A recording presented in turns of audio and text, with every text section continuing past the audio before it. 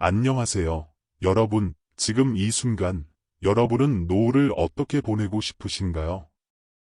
자유롭고 따뜻한 삶을 꿈꾸시나요? 아니면 외로움과 불안 속에서 하루하루를 보내고 계신가요? 저는 72세의 김영수라고 합니다. 평생 가족을 위해 살아왔지만, 어느 날 갑자기 아버지, 요양원으로 가셔야겠어요. 라는 말을 들었습니다. 그 순간, 제 가슴은 무너져 내렸습니다. 하지만 지금, 저는 한 달 60만 원으로 요양원도, 간병인도 없이 행복한 노후를 보내고 있습니다. 믿기 어렵다고요? 이 영상을 끝까지 보시면, 여러분의 노후에 대한 모든 생각이 바뀔 겁니다. 새로운 길이 있다는 걸 제가 직접 보여드릴게요. 자, 제 이야기를 시작합니다. 저는 늘 가족을 위해 살았습니다. 부모님을 모시며 사랑하는 아내와 함께 두 아들을 키웠죠. 아이들이 제 품에 안겨올 때면 꼭 안아주며 다독였습니다. 내가 이들을 끝까지 지켜줄 거야, 라고 다짐했죠. 하지만 세월이 흘러 이제 저는 돌봄을 받아야 하는 존재가 되었습니다. 어느 날, 큰아들 민수가 조심스럽게 말을 꺼냈습니다. 아버지, 저희가 더 이상 모시기 힘들어요. 요양원에 가시는 게 좋을 것 같아요. 그 목소리는 차분했지만 그 안에 담긴 무거운 부담이 제 가슴을 찔렀습니다. 저는 숨조차 쉬기 어려웠어요. 72년 인생에서 이렇게 가슴이 내려앉는 순간이 또 있었을까요? 저는 생각했습니다. 내가 이제 짐이 된 걸까? 내 삶은 여기서 끝나는 걸까? 요양원. 그 단어는 제게 마치 삶의 마지막 종착지처럼 들렸습니다. 정해진 시간에 밥을 먹고, 정해진 시간에 잠을 자고, 내 의지대로 아무것도 할 수 없는 곳, 정말 그곳이 제게 남은 유일한 선택지일까요? 저는 절망 속에서 고민했습니다. 하지만 그때, 저는 깨달았어요. 남들이 정해준 길만 따라갈 필요는 없다는 걸. 그래서 저는 큰아들 민수의 집에서 지내보기로 했습니다. 가족과 함께 사는 게 가장 좋지 않을까, 라는 희망을 품었죠. 하지만 며칠 지나지 않아 현실을 깨달았습니다. 그곳은 제 집이 아니었어요.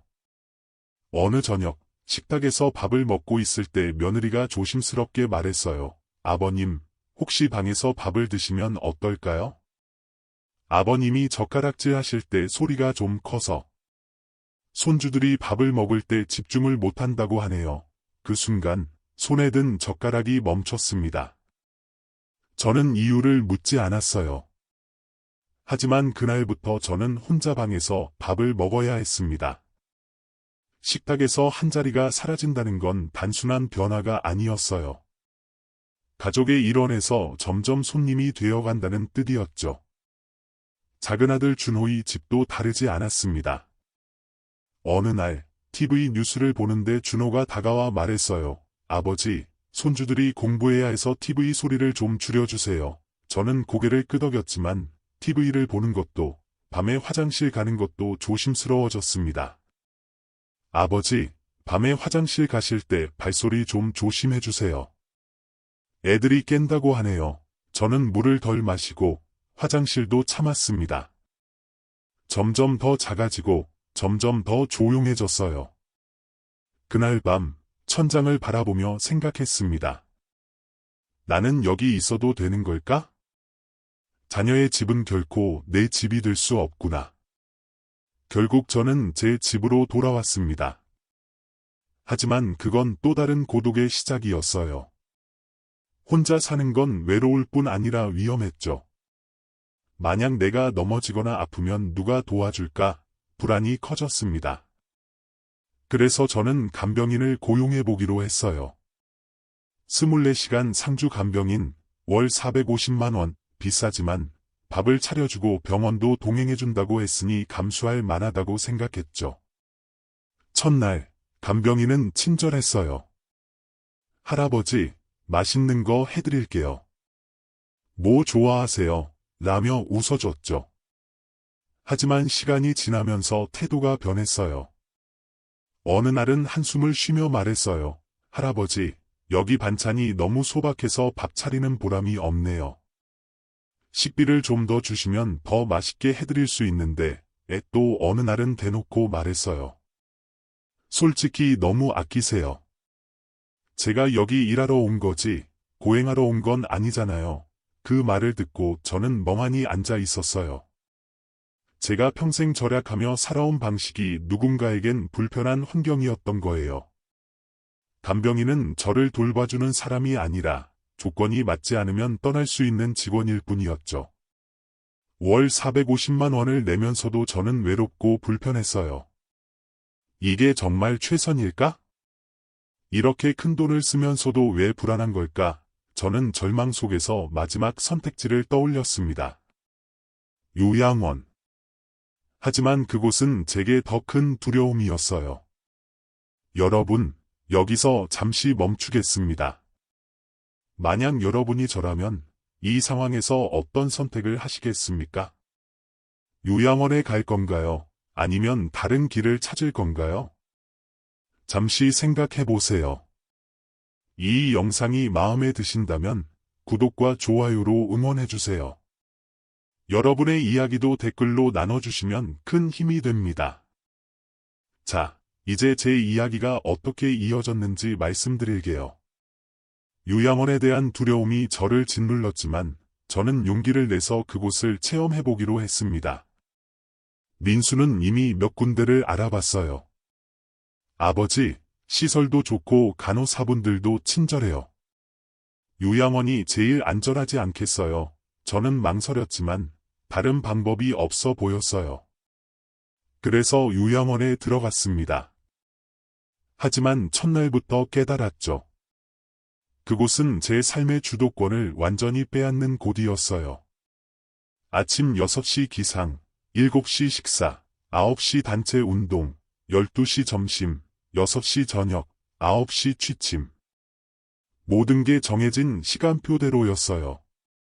김영수 어르신, 지금은 취침 시간이니 TV를 꺼주세요. 김영수 어르신, 약 드실 시간입니다. 빨리 드세요. 제 이름보다 307호실 김영수 어르신이라는 말이 더 익숙해졌어요. 같은 방 할아버지는 밤새 코를 골았고 옆방 할머니는 새벽마다 소리를 질렀어요. 잠을 이룰 수 없었죠. 이곳은 함께 사는 곳이었지만 저는 점점 더 외로워졌어요. 3일 만에 저는 도망치듯 요양원을 나왔습니다. 하지만 이제 어디로 가야 할까요? 간병인도 요양원도 답이 아니라면 저는 어디로 가야 하는 걸까요? 그때 저는 깨달았어요. 왜 나는 남들이 정해준 길만 따라가고 있었을까? 자녀와 사는 것도, 간병인을 고용하는 것도, 요양원에 가는 것도 모두 남들이 말하는 정답이었죠. 하지만 그건 제게 외로움과 불편함만 남겼어요. 그 순간 저는 결심했어요. 내가 새로운 길을 만들어 보자. 내 삶을 내가 주도하자. 그 결심이 제 인생을 완전히 바꿨습니다. 저는 다시 제 집으로 돌아왔습니다. 하지만 혼자 사는 건 여전히 불안했어요. 만약 내가 넘어지거나 갑자기 아프면 누가 도와줄까? 그 두려움이 저를 짓눌렀죠. 그러던 어느 날 TV에서 스마트 홈 시스템 광고를 봤습니다. 음성으로 가전을 조작하고 낙상 감지 센서로 안전을 지킬 수 있습니다. 그 순간 번쩍이는 아이디어가 떠올랐어요. 이걸 이용하면 혼자서도 안전하게 살 수 있지 않을까? 저는 바로 스마트 케어 시스템을 도입했어요. 매일 아침 7시 스피커에서 부드러운 목소리가 들려옵니다. 영수 어르신, 오늘은 맑고 기온은 24도입니다. 약 드실 시간이에요. 이제 누가 챙겨주지 않아도 약을 깜빡하지 않게 됐죠. 불 꺼줘 라고 말하면 조명이 꺼지고 TV 켜줘 라고 하면 뉴스가 나옵니다. 움직임이 적은 저 같은 나이에도 이런 작은 변화가 삶을 훨씬 편하게 만들었어요. 특히 낙상 감지 센서가 제 불안을 덜어줬습니다.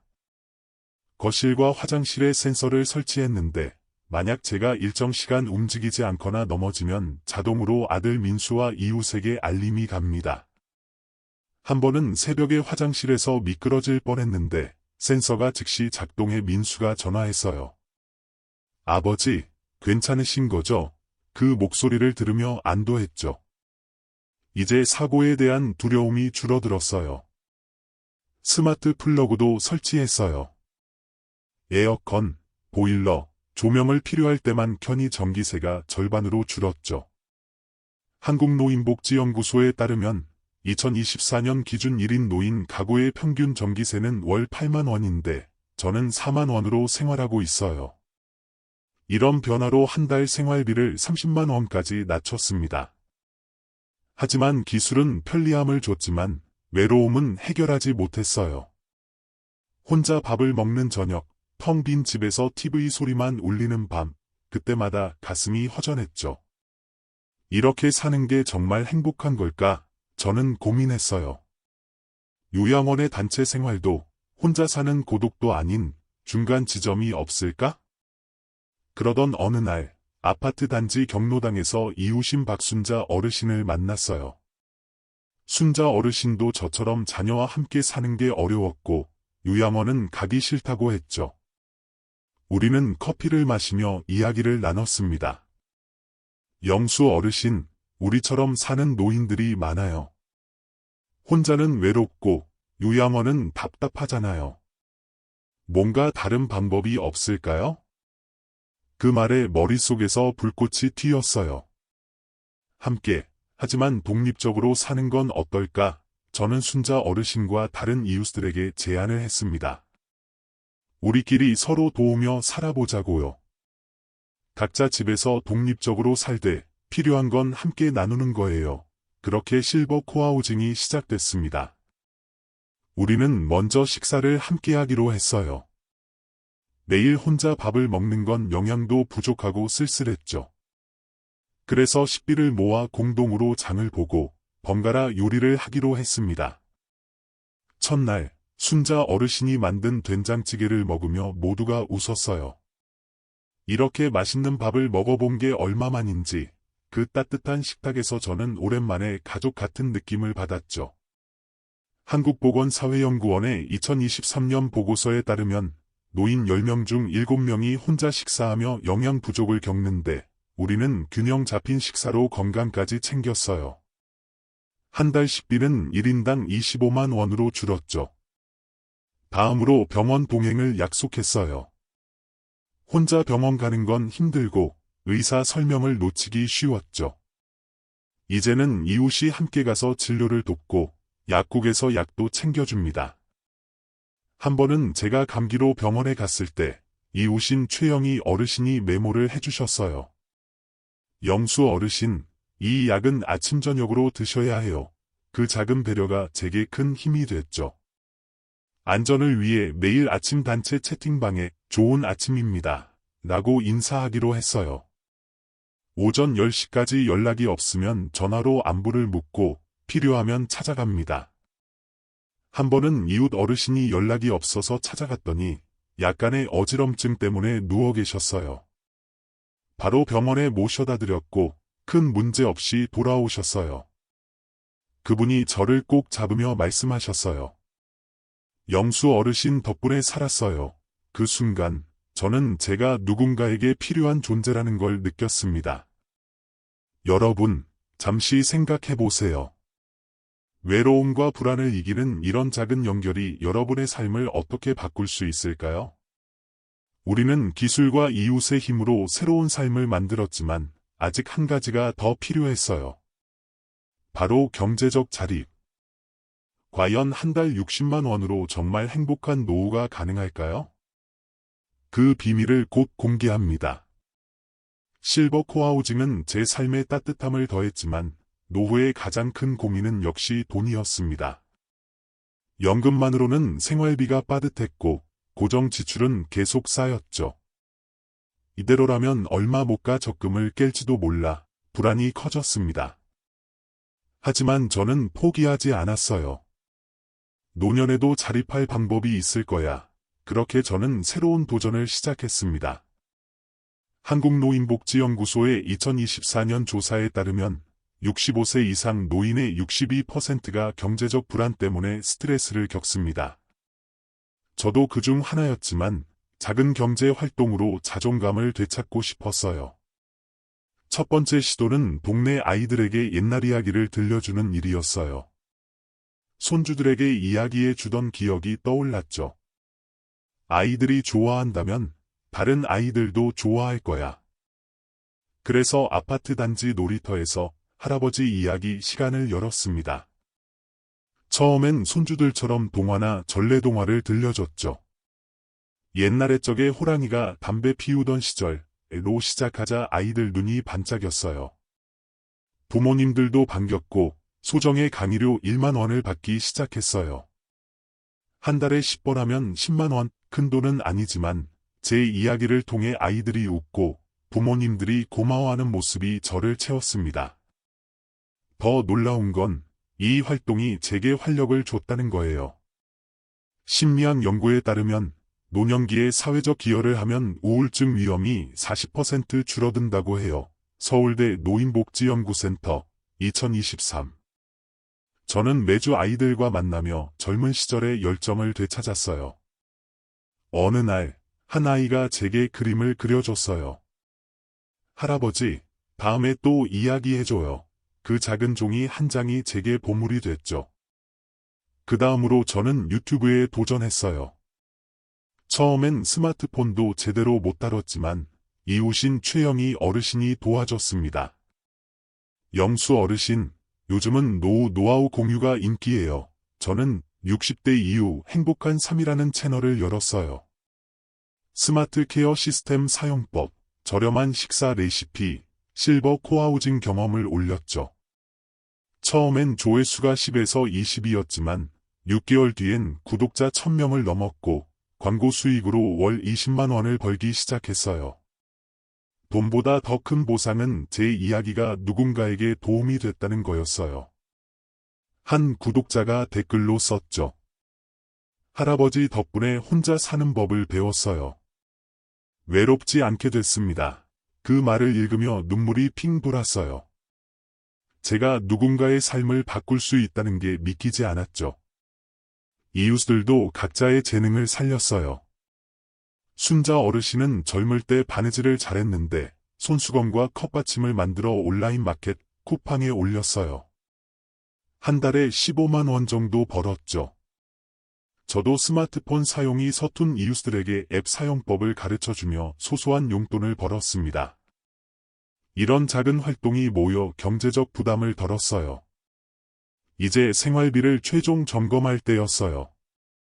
실버 코하우징으로 식비는 25만 원, 공과금과 생필품은 공동 구매로 15만 원, 유튜브와 이야기 시간으로 30만 원을 벌었으니 한 달 60만 원으로 충분히 생활할 수 있었어요. 요양원의 월 350만 원, 간병인의 450만 원과 비교하면 이건 기적 같은 변화였죠.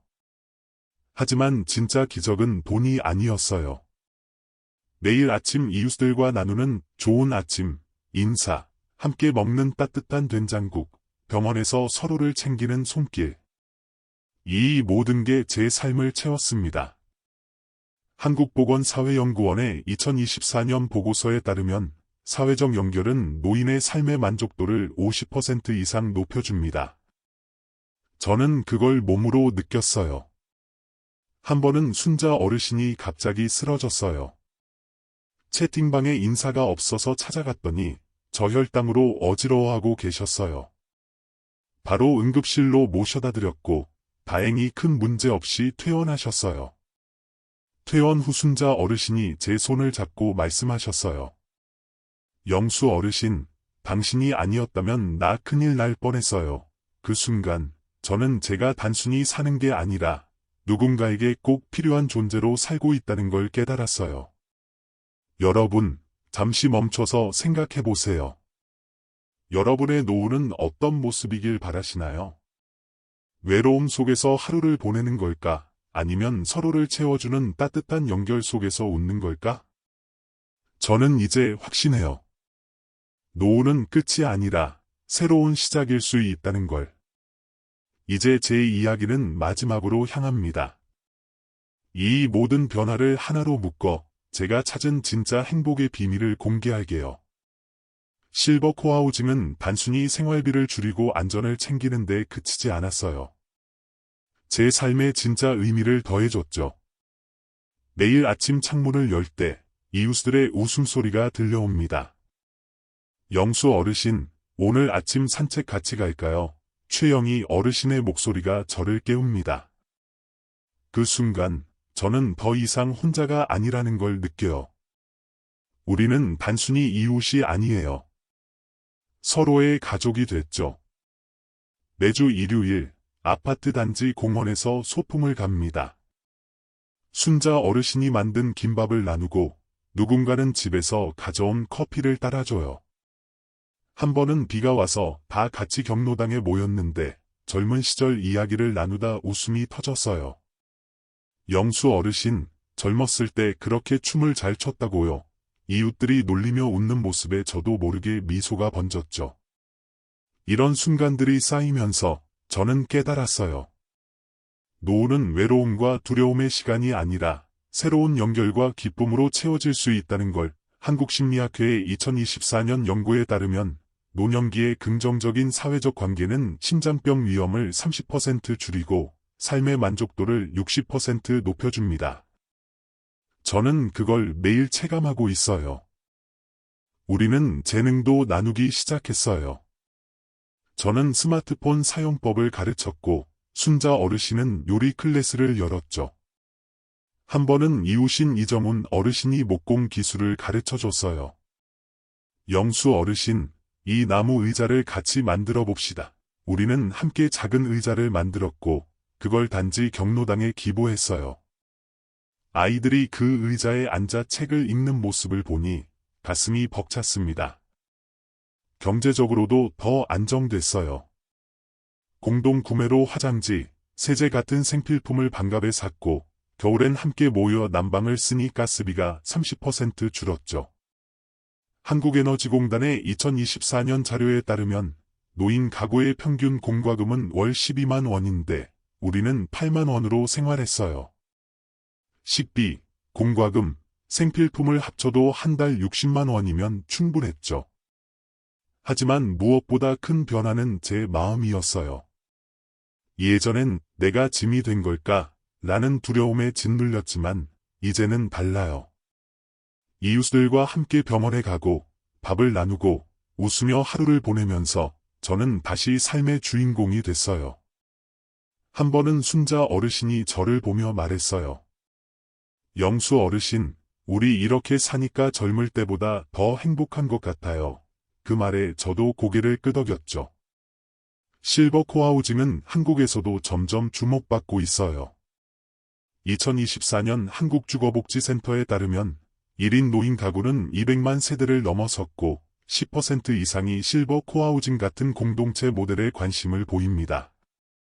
일본에서도 비슷한 그레이 코하우징이 15년 전 시작돼 2023년 기준 500개 이상의 공동체가 운영 중이에요. 이웃 나라에서 이미 성공한 모델이니 우리도 할 수 있지 않을까요? 이 모든 여정을 돌아보며 저는 확신했어요. 노후는 끝이 아니라 새로운 시작입니다. 요양원의 차가운 방, 간병인의 무심한 말, 자녀 집에서의 소외감. 그 모든 걸 딛고 저는 제 삶을 되찾았어요. 아침 햇살이 창문을 채울 때 저는 평온한 마음으로 눈을 뜹니다. 이웃들의 좋은 아침, 인사, 따뜻한 된장국 냄새, 함께 나눌 웃음. 이게 바로 제가 꿈꾸던 노후예요. 여러분, 지금 이 순간, 여러분은 어떤 노후를 꿈꾸시나요? 혼자 외로움 속에서 시간을 보내고 싶진 않으시죠? 저는 감히 말씀드립니다. 여러분은 혼자가 아닙니다. 함께하면 더 따뜻하고 더 강해질 수 있어요. 실버 코하우징은 단순한 대안이 아니라 우리 모두가 자유롭고 행복한 노후를 살 수 있는 길입니다. 이제 저는 두렵지 않아요. 나이 들면 슬픔이 아니라 기회예요. 여러분도 용기를 내어 새로운 길을 찾아보세요. 이웃과 손잡고 기술을 활용하고 작은 활동으로 삶을 채워보세요. 여러분의 노후는 여러분이 만드는 겁니다. 이 영상이 여러분의 마음에 닿았다면 구독과 좋아요로 응원해주세요.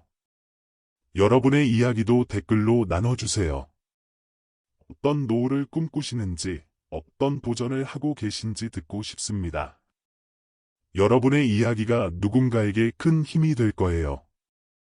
오늘도 따뜻한 하루 되세요. 감사합니다.